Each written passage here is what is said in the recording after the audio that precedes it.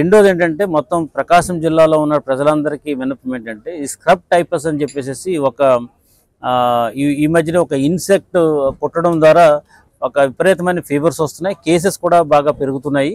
But one thing ఏంటంటే అది దానివల్ల డేంజర్ అయితే లేదు. ప్రజలందరూ కూడా అపోహలో ఉన్నారు. అది కుట్టింది అని అంటే కనుక చనిపోతారు అనే అపోహలో ఉన్నారు. దయచేసి అది కాదది.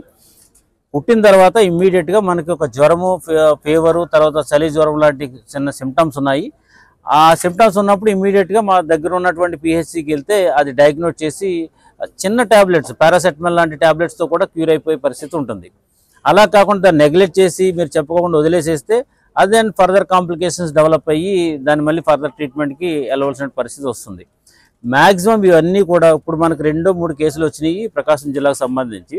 అవి ఎందుకు వచ్చినాయి వీళ్ళకి అని చెప్పేసి బ్యాక్ ఎండ్లో మనం ఒకసారి వెరిఫై చేస్తే అది వాళ్ళ పొలంలోకి వెళ్ళినప్పుడు, పొలం పని చేస్తున్నప్పుడు అక్కడ అది ఇన్సెక్ట్ కుట్టడం ద్వారా, తర్వాత రెగ్యులర్గా వచ్చేది ఏంటంటే మనకి ఇసుకల దగ్గర కంటే బీచ్ శాండ్లో ఉన్నప్పుడు కానీ, తర్వాత ఏదైనా ఏమంటారని తోట పనులు అంటే లైక్ హార్టికల్చర్ ఏరియాలో అక్కడ ఏదైనా పని చేసినప్పుడు కానీ, లేదంటే ఈ పొలం పనులు చేసి మనం మధ్యాహ్నం మాటలు భోజనం చేసిన తర్వాత కొద్దిసేపు పడుకుందాంలే అని చెప్పి గొట్ల మీద వాటి మీద మనం పడుకుంటూ ఉంటారు. అటువంటి ఏరియాలో అటువంటి టైంలో కూడా ఆ బగ్ దాన్ని కుట్టడం వల్ల ఈ ఫీవర్స్ వస్తున్నాయి.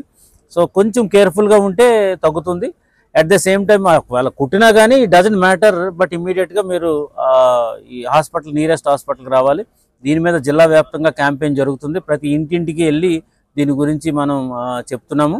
సో మీడియా మిత్రులకు అందరికి రిక్వెస్ట్ చేసేది అంటే మీ ద్వారా ప్రజలందరికీ కూడా దాని గురించి భయపడవసరం లేదు. కానీ ఇమ్మీడియట్గా అటువంటిది ఏదన్నా వాళ్ళకి అనిపించినా, ఇది అదే కాకపోతే ఏమాత్రం చిన్నది అనిపించినా, ఫీవర్ ఉన్నా ఇమ్మీడియట్గా ఆ నియరెస్ట్ హాస్పిటల్గా వెళ్తే దెన్ మా డాక్టర్స్ ఇమ్మీడియట్గా డయాగ్నోస్ చేసి మందులు ఇవ్వడం అనేది జరుగుతుంది. Thank you.